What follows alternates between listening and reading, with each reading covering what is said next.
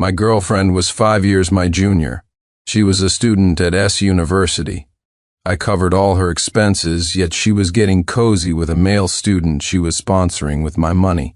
When I found out, I immediately froze her cards, canceled the contracts with her father's company. Her family faced bankruptcy, and she came crawling back, crying and kneeling, begging for my forgiveness. She said she knew she was wrong, that she loved me most of all. Get lost. Belated affection is worthless. At midnight, I closed the last file on a merger and acquisition. Outside the window, the city was a brilliant tapestry of lights. Just then, my phone screen lit up. A message from Vivian Ashwood popped up. Sincere, I had the kitchen keep some nourishing soup warm for you. Remember to drink it when you get back. Such a thoughtful gesture sent a wave of warmth through me. I rubbed the bridge of my nose and pressed the intercom. Charles, get the car ready. Half an hour later, I was at Hillcrest Manor. I opened the door to find Vivian curled up on the sofa, scrolling through her phone. The hem of her silk robe had ridden up to the top of her thighs. On the coffee table was the late-night snack the butler had prepared, truffle-stewed eggs with caviar. Beside it sat a newly delivered, limited-edition Hermes handbag, the satin ribbon on the box still untouched. Hearing me, she padded over barefoot to take my suit jacket, a fresh, clean scent wafting from her, as if she'd just stepped out of the shower. Sincere, you're back. Vivian kissed my cheek. The SA at Hermes said that Crocodile Birkin came in.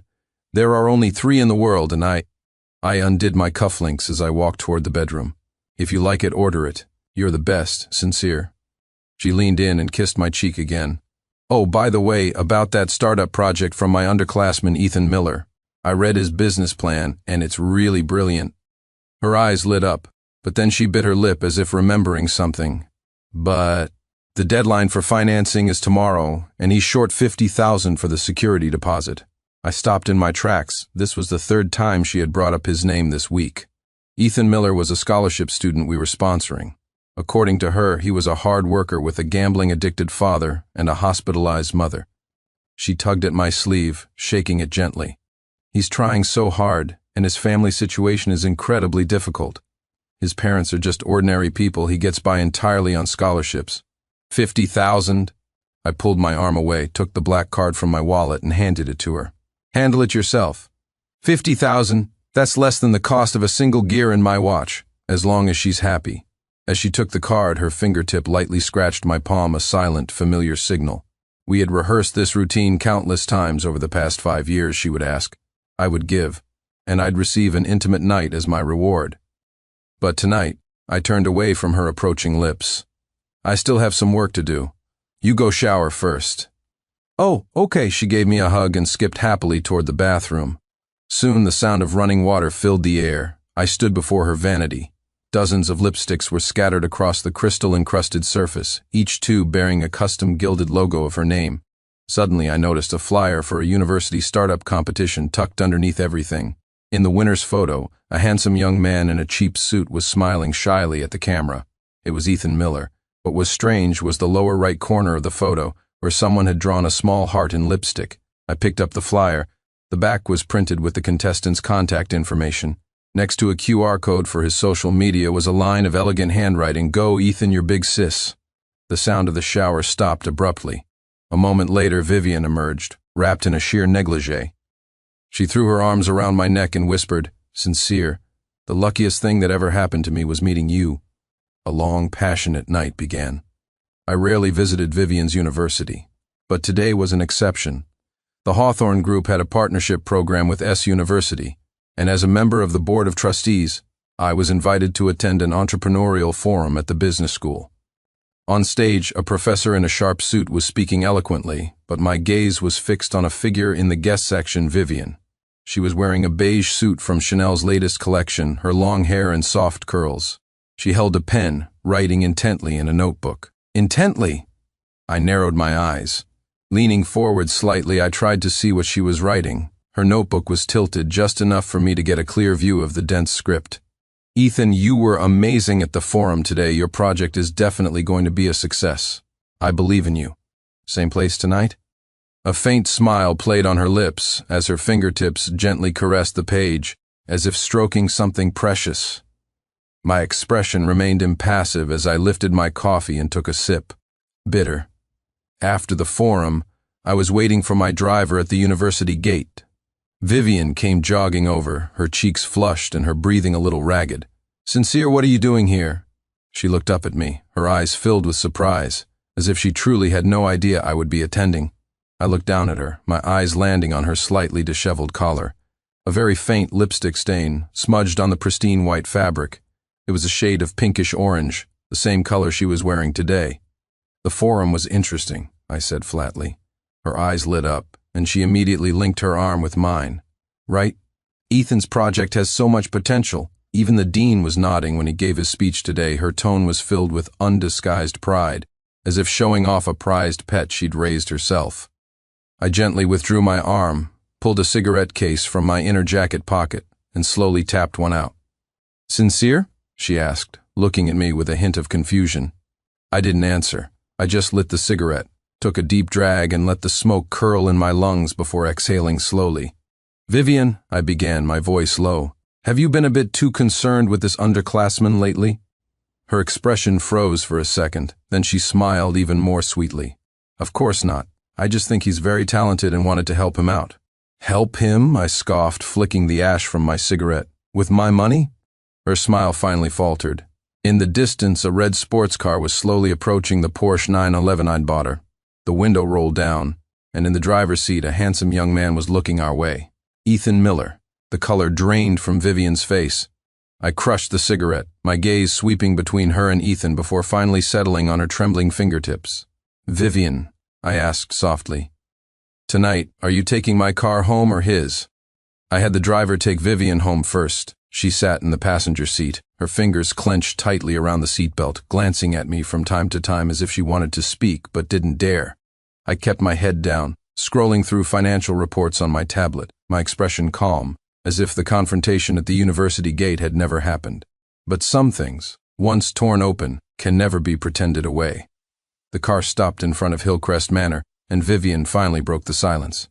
"Sincere, did you misunderstand something?" I looked up, my gaze landing coolly on her face. She bit her lip, her eyes turning red. "There's really nothing between Ethan and me. I think he has a lot of potential and wanted to give him a hand." "A hand?" I chuckled, swiped a finger across my tablet, pulled up a file, and handed it to her. "Transaction records from the last 3 months." The color drained from Vivian's face instantly. "Tuition, living expenses, startup capital, even his mother's medical bills," I read aloud in a slow, deliberate voice. "Vivian, you seem to care more about him than you do about me." Her fingers trembled, and a hint of panic crept into her voice. "Sincere, let me explain." "No need to explain." I took the tablet back, my tone even. "I have a business dinner tonight. I won't be back." The moment the car door closed, I saw her through the window, standing there, pale, as if all her confidence had been stripped away. But this was far from enough. Half an hour later, on the top floor of the Hawthorne Group Tower, my personal assistant, Charles Lawson, was already waiting in my office, holding a newly compiled file. "Mr. Hawthorne, I have the information," he said, handing me the folder. "Miss Ashwood's contact with Ethan Miller is more frequent than we initially thought." I opened the file, my eyes scanning pages of security camera screenshots, chat logs, and spending records. The first document contained the chat history between Vivian and Ethan. "Vivian, today's meeting was so boring. All I could think about was what you said last night, Ethan. I wear the shirt you got me every day. All my classmates are so jealous I have such a thoughtful big sis. Vivian, he's flying to Singapore tonight. Same place?" The second document was a statistical summary of their meetings. They met at least 3 times a week, at locations including cafes, the library, and even Ethan's rented apartment. The luxury goods Vivian bought for him, from clothes to watches, totaled over $300,000. The most ironic part was that Ethan had been bragging to his classmates about bagging a sugar mama. In the chat logs, he referred to Vivian as his ATM big sis. "What about Miller's background check?" "Average grades, failed 3 courses. Charles pulled up Ethan's academic record. But he's very active in student groups, often showing off the luxury gifts he receives from a beautiful older sister. Last month, a girl from the literature department gave him a Mont Blanc fountain pen. When Miss Ashwood found out, she immediately bought him a limited edition Patek Philippe. My finger paused on the last photograph under the cover of night. Vivian was on her tiptoes, kissing Ethan's cheek. The date on the photo was from the day I left on a business trip last month. Notify the finance department. Freeze all supplementary cards under Vivian Ashwood's name. My voice was terrifyingly calm. And prepare a complete financial audit and a legal assessment report. Mr. Hawthorne, are you planning to, since she enjoys playing this charity game so much, I said, turning back to my desk, then let's have her experience what it truly means to lose everything. Charles asked in a low voice. How should we proceed? I leaned back slowly in my chair. We're going to slowly, methodically ruin them. The prey is more interesting when you slowly corner it. The next day, at the S University Incubation Center. I stood at the end of the hall watching Ethan Miller in the conference room, excitedly explaining his startup project. The few investors sitting in the audience were all people I had arranged. His PowerPoint was flashy, but the content was hollow, with several data points clearly fabricated. But Vivian sat in the front row, looking up at him with eyes full of adoration. I walked slowly into the conference room. Every eye in the room instantly turned to me. Ethan's presentation came to an abrupt halt, his face stiffening. Vivian shot to her feet, her voice trembling slightly. Sincere, what are you doing here? I ignored her, walking straight up to Ethan and picking up his business proposal. Your business model is full of holes, and the financial projections are pure fantasy. I looked up, a cold smile on my face. And you have the nerve to ask for investment with this? The room was silent. Ethan's face went from pale to flushed, his fingers clutching the presentation script so tightly his knuckles turned white. Vivian rushed over and grabbed my sleeve. Sincere, Ethan is just inexperienced, but he's really trying hard. I turned to look at her, my voice gentle but every word a dagger. Vivian, are you sure you want to plead his case in front of all these people? Her hand flinched as if burned, and she let go of my sleeve. As I turned to leave, I heard Ethan's gritted teeth snarl from behind me. Vivian Ashwood, didn't you say he doesn't care how you spend his money? See? The drama of dogs turning on each other is always so entertaining. I stood by the floor-to-ceiling window of Hillcrest Manor, a glass of whiskey in my hand, the ice slowly melting in the amber liquid. When Vivian came in, she looked flustered. Sincere. Her voice trembled. I need to talk to you.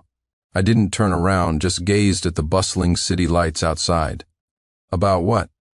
She came up behind me, her fingers tentatively gripping the sleeve of my suit, just as she had countless times before when she wanted something.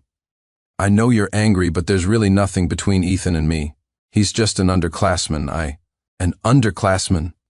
I let out a soft laugh and finally turned around, my icy gaze fixed on her face.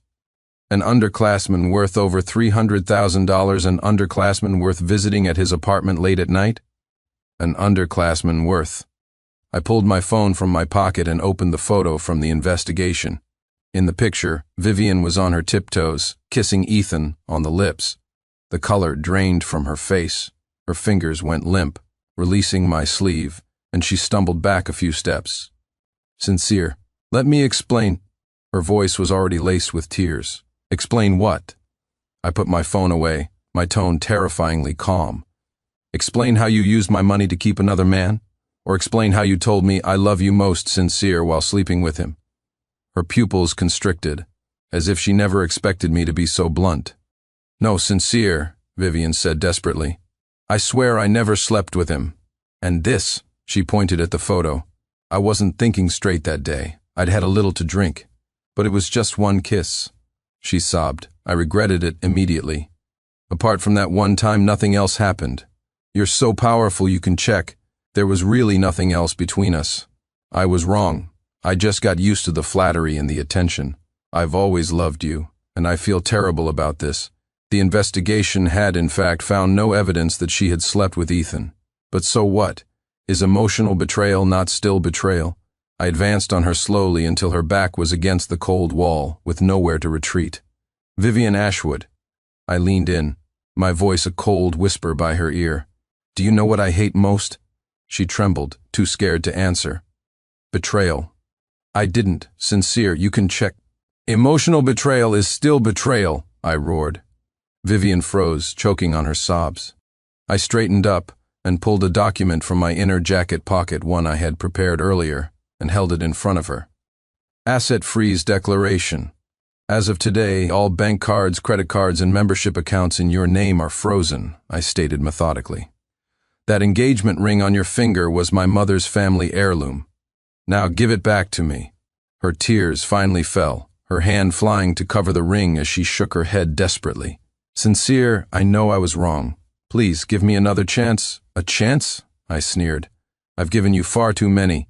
I reached out, grabbed her wrist firmly, and began to slide the ring from her finger. Her nails dug into the back of my hand, drawing red lines, but I didn't even flinch. Charles, I called toward the door. My personal assistant immediately entered, holding a file. Miss Ashwood, this is a detailed list of all funds you have drawn from Mr. Hawthorne's accounts over the past 2 years, Charles said, his face impassive. This includes the $237,000 you transferred to Ethan Miller, as well as the luxury goods, medical bills, and other expenses paid on his behalf. The Hawthorne Group's legal department has already prepared a lawsuit. If you are unable to return the full amount within 30 days, we will sue you for embezzlement of property. Vivian's face went completely white. Her legs gave out and she collapsed onto the floor. No, Sincere, you can't do this. She looked up at me, her face a mess of tears. You promised I could have that money. You said I could spend it however I wanted. Yes, I did, I said, looking down at her, but I never said you could use my money to keep a boy toy. I turned and walked toward the door without a moment's hesitation. Wait, she suddenly lunged forward, wrapping her arms around my legs. Sincere, I really know I was wrong. I'll never do it again. Forgive me this one time, I promise. I looked down at her. Her exquisite makeup was smeared by tears. Her expensive dress wrinkled and pooled on the floor. The woman who was once as proud as a peacock now looked as pathetic as a stray dog. Vivian Ashwood, I slowly crouched down, grabbing her chin and forcing her to look at me. Remember this day, because from this moment on you are bankrupt. 3 days later, on the S University campus forum, an anonymous post exploded. Finance department's goddess, Vivian Ashwood, exposed, cheating on billionaire fiancé, scammed him out of over $300,000. The post detailed their chat logs, intimate photos, and the bank transfers from Vivian to Ethan. Public opinion erupted. Vivian's social media accounts were unearthed, and the comment sections were flooded. She acts so high and mighty. Turns out she's just a gold digger. LMAO. The sugar daddy found out he was raising an ungrateful snake and kicked her to the curb. Heard she was thrown out of the mansion. Now she can't even afford tuition. Ethan didn't fare any better. His startup project was exposed for data fabrication. The investors collectively withdrew, and the university was even considering revoking his graduate school acceptance. Worse, the Hawthorne Group's legal department officially sent him a letter demanding the return of all improper gains. And all of this was just the beginning. Rainwater dripped down the rusty fire escape, forming a murky puddle at Vivian's feet. She clutched the handle of her suitcase, standing at the door of a low-income apartment. Rents $1,500 a month, deposit, and 3 months' rent up front. The landlord chewed on a piece of tobacco, spittle landing on the peeling doorframe. The girl next door works at a nightclub. It gets a little loud at night. The 150-square-foot room smelled of mildew, with yellowed mold spots visible where the paint had peeled. Vivian stood in the doorway, the hem of her Gucci dress brushing against a sticky stain on the frame. A loud argument, followed by the sound of a smashing bottle, erupted from the floor above. The noise made Vivian frown. This place is awful. Can you go any lower on the price? Take it or leave it. The landlord turned to go. If you don't want it, there's a line of people waiting to see it. Wait, don't go. Vivian called him back. She mechanically pulled out the last of her cash. When the rusty security door slammed shut behind her, Vivian buried her face in her hands and wept. She didn't want to go back home. Her father would kill her. She deeply regretted her foolishness. She wanted Sincere's forgiveness. At least living here she was closer to his home. Maybe if Sincere saw how miserable I am, he'd soften and forgive me. After all, he used to dote on me so much. A light rain began to fall. Vivian stood in front of the Hawthorne Group headquarters, soaked to the bone, her long hair plastered to her pale face. She had lost her high heels somewhere along the way. Her stockings were torn and soaked, and her expensive dress clung to her body like a wrinkled rag. A security guard stood by the entrance holding an umbrella, his eyes showing a flicker of pity but mostly indifference. Miss Ashwood, you should go home. The guard sighed. Mr. Hawthorne said he won't see you. She looked up, rainwater streaming down her lashes like tears. Please, just let me see him. Her voice was hoarse, her fingers digging into the pavement. Just for 5 minutes. No, 3 minutes will do. The guard shook his head. Mr. Hawthorne has an important meeting today. Please don't make my job difficult.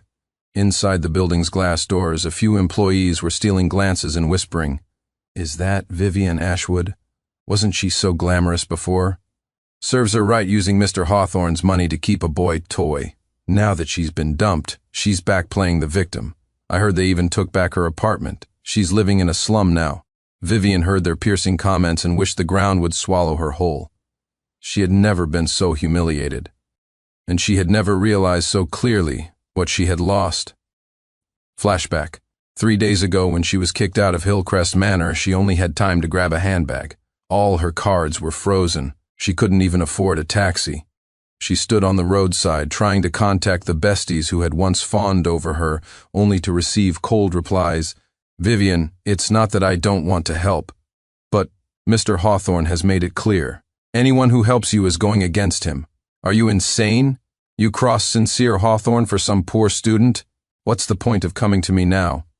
In the end, she had to drag her suitcase to the nearest cheap rental she could find.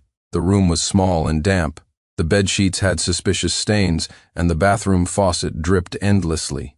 She sat on the edge of the bed, staring at the meager balance on her phone, and finally broke down completely. She truly had nothing left. Present day, the rain grew heavier.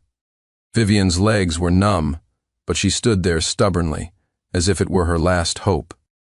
Finally, a black Maybach glided into the building's underground parking garage. The window was half open, and she caught a glimpse of Sincere's profile, cold, indifferent, not even sparing her a single glance. Sincere. She shot to her feet and staggered after the car, but the security guard blocked her way. Sincere, let me explain, she screamed, her voice raw. I really know I was wrong, just give me one more chance. The car continued without pausing, disappearing into the garage and out of her sight. Vivian collapsed onto the ground, rainwater and tears mixing in her mouth, a bitter, salty taste. She knew she had been utterly abandoned. I stood at my office window, looking down at the tiny figure below. Charles stood behind me, reporting in a low voice. Mr. Hawthorne, Miss Ashwood is still standing downstairs. Should I leave her? I turned, taking a sip of the coffee on my desk. Let's see how long she can stand. And about Ethan Miller. Has the legal notice been delivered? Yes, but he currently has no ability to repay the debt. The university has also rescinded his scholarship. I chuckled softly. Then let's make him a little more desperate. Charles understood immediately and made a call. Inform all our corporate partners that the name Ethan Miller is to be placed on the Hawthorne Group's blacklist. I wanted them both to fully understand the meaning of no way out. The morning rush hour subway was packed like a can of sardines. Vivian hadn't wanted to take the subway, but she was out of money. She had an appointment at a consignment shop to sell one of her designer bags for some cash. On the train, she was squashed between the smells of sweat and breakfast buns. Someone stepped on her new, cheap high heel, knocking it off. As she bent down to retrieve it, a man behind her pushed impatiently.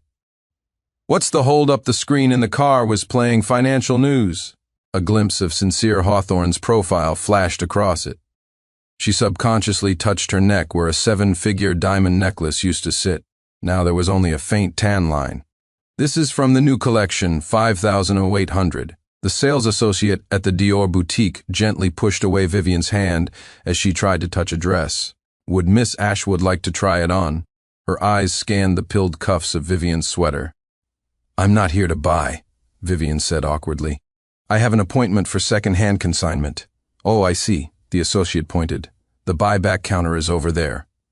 A familiar mocking laugh came from behind her. Her former friend Isabel Richardson was clinging to her new boyfriend's arm, deliberately raising her voice. They let just anyone into these stores now. You'd think she'd look in a mirror first. Vivian didn't want to argue and hurried away.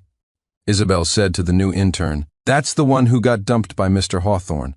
I heard she used his family's money to keep a boy toy. I have no idea why you even let her in under the authentication light at the consignment shop. The owner pointed to a tiny crack on the edge of Vivian's Birkin bag. There's a flaw here. 800 max. The owner put the bag back on the counter. Besides, it's last year's model. Everyone's carrying the Chanel 22 now. She nodded helplessly. Finally, she walked out of the store clutching a wad of crumpled bills. You have the nerve to come home? Her father, Walter Ashwood, smashed a teacup at her feet. This whole family was counting on you to marry into the Hawthorne family. And look what happened now, even my building materials orders have been canceled. Her mother, Eleanor Ashwood, stuffed a few bills into her hand. Your cousin needs a sales assistant at her boutique. Go for an interview tomorrow. She paused, then added, and don't tell them you're an Ashwood. Late at night, suggestive sounds echoed from the other side of the thin partition wall of her shared apartment. Vivian applied a cheap drugstore face mask, the harsh fragrance making her eyes water. Her phone suddenly lit up. A message from Ethan Miller flashed on the lock screen. Vivian, I can't take it anymore. Sincere Hawthorne is trying to destroy us. She turned off the screen. The neon lights from outside filtered through the grimy curtains, casting a fragmented shadow on the face that had once captivated the city's wealthiest bachelors. A crowd had gathered in front of the announcement board at S University. Ethan pushed through, his eyes fixed on the newly posted scholarship list.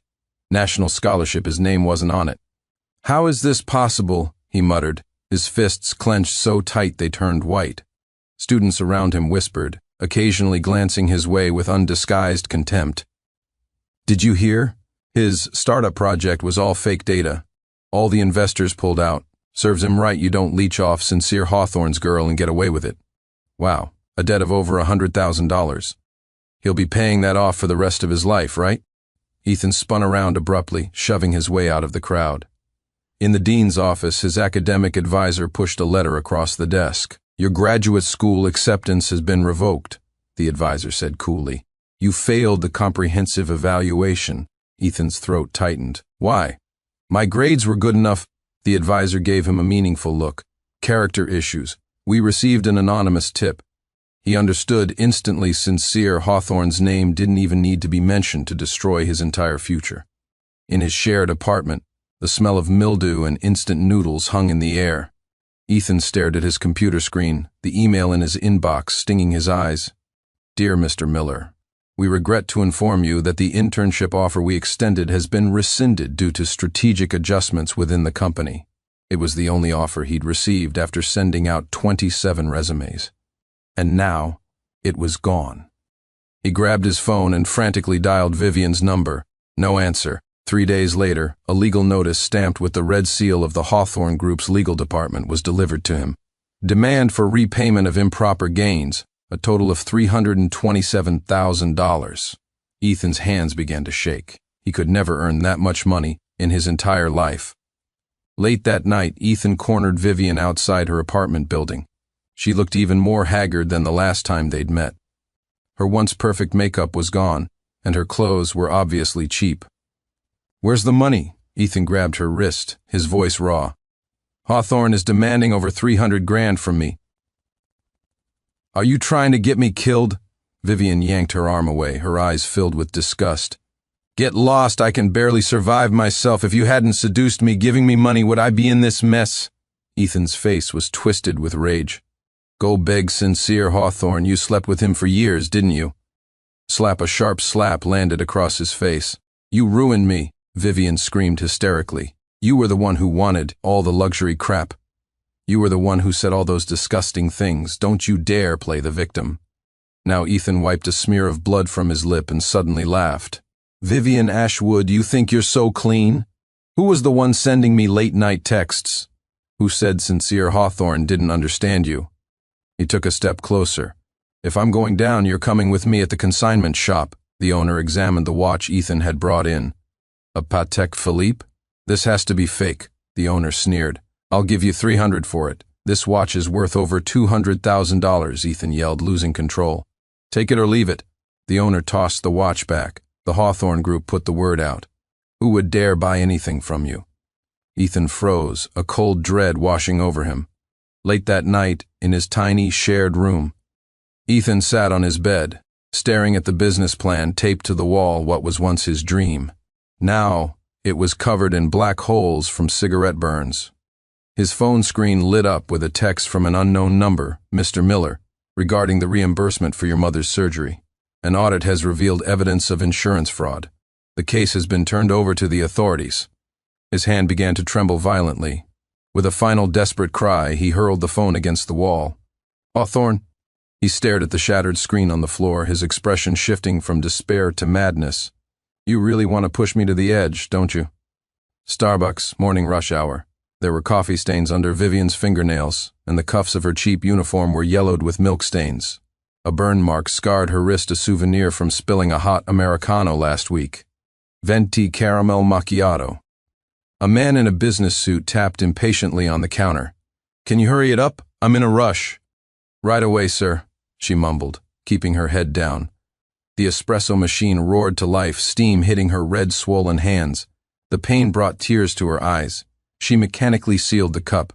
As she looked up to hand it over, her gaze drifted through the window and suddenly froze. The sun was shining brightly in front of the Cartier jewelry store. She saw Sincere, dressed in a perfectly tailored black suit, standing by the entrance. And beside him stood a tall woman with a sharp bob, a designer beige suit, and a discreetly expensive watch on her wrist. The store manager was personally escorting them out, his smile deferential. "Mr. Hawthorne, Miss Sinclair, the ring has been adjusted to your specifications." An assistant took the beautifully wrapped bag. Sincere turned his head slightly and said something to the woman beside him. She laughed, her expression radiating a confidence and poise Vivian had never possessed. They stood together, looking like they were born to stand side by side. The coffee cup slipped from Vivian's hand. Crash, scalding coffee splashed onto her pants and shoes, ceramic shards scattering across the floor. "What is wrong with you?" the customer roared. "Do you have any idea how much this suit costs?" The manager rushed over and grabbed her arm. "Vivian, this is the third time this week. If you don't want to work here, then get out." But she couldn't hear him. Her eyes were locked on the scene outside. Sincere's gaze swept past the coffee shop, across the spot where she stood, without a hint of recognition, as if she were just another part of the scenery. He didn't even recognize her. A black Rolls-Royce Phantom pulled up silently to the curb. The chauffeur respectfully opened the door. Sincere placed a guiding hand on the smallest companion's back as they gracefully entered the car. The sunlight glinted off the polished exterior, so bright it hurt Vivian's eyes. "What are you crying for?" The manager shoved her. "Clean this mess up, then go to HR and collect your final paycheck." Your fired tears mixed with spilled coffee, creating a dirty stain on the front of her cheap uniform. She finally completely understood the difference between the clouds and the mud. She couldn't accept it. She decided to make one last, desperate gamble. If she couldn't be his wife, she'd settle for being his mistress or even his servant. That night a storm raged outside Hillcrest Manor. Rain streamed from the ends of Vivian's hair. She was soaked to the bone, standing outside the villa's wrought iron gate, her fingers gripping the bars. The light from the security booth illuminated her pale face. Her once perfect makeup had been washed away, leaving behind dark circles under her eyes.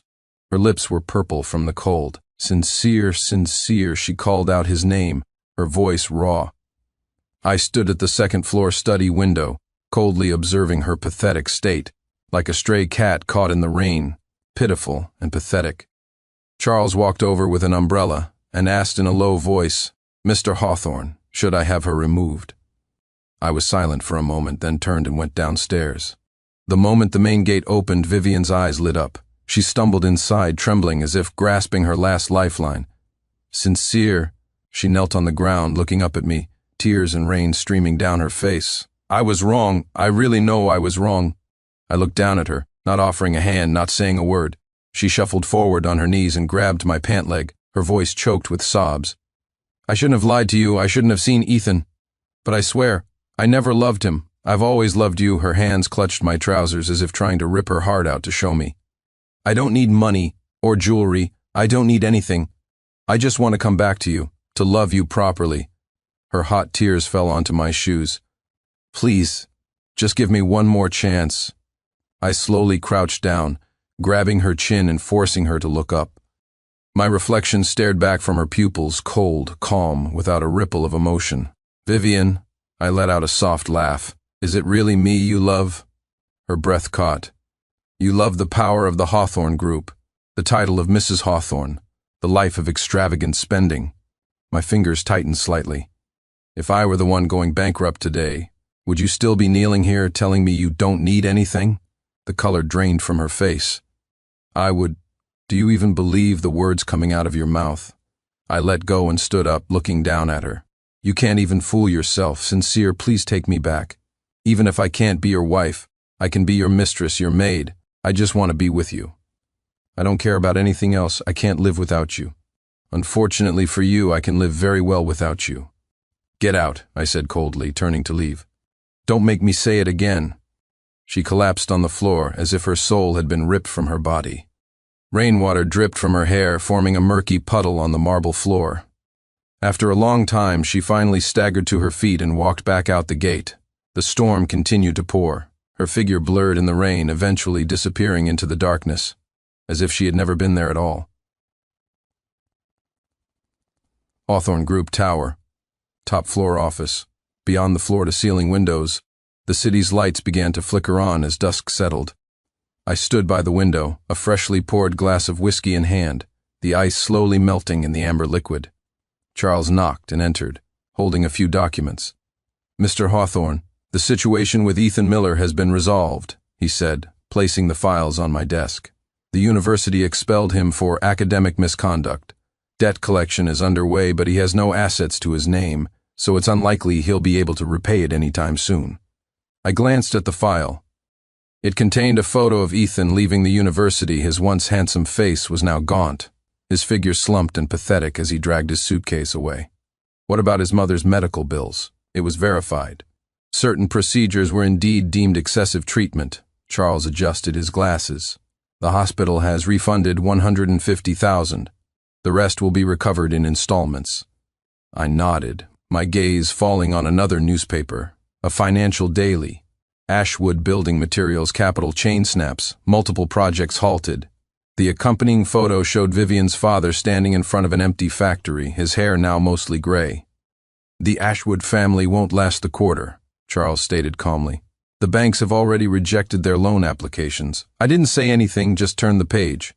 In the corner of the news section, inconspicuous human interest story. Former socialite photographed working in coffee shop. Glory days are over. The photo showed Vivian in a Starbucks uniform, her hair messily tied back, head down as she wiped up a coffee spill. It was a blurry photo, but you could still see the dark circles under her eyes and her rough skin. The diamond earrings once worth $1 million had been replaced by a $10 pair of plastic studs from a street vendor. I folded the newspaper and tossed it into the trash. Outside, a helicopter bearing the Hawthorne Group logo flew across the sky. On my desk was the proposal for my latest project, a $3 billion investment in new energy development in Southeast Asia. Beside it was a proposal for a charity called the Firefly Project, aimed at sponsoring the education of young girls in impoverished mountain regions. The tip of my pen paused on the paper for a moment as I looked out the window. The city was as prosperous as ever, with its endless traffic and glittering lights, but some people and some things were now completely in the past. Notify the foundation. I signed my name, the strokes as sharp as a knife. The Firefly Project launches next week. The moment I set down my pen, the office door clicked quietly shut.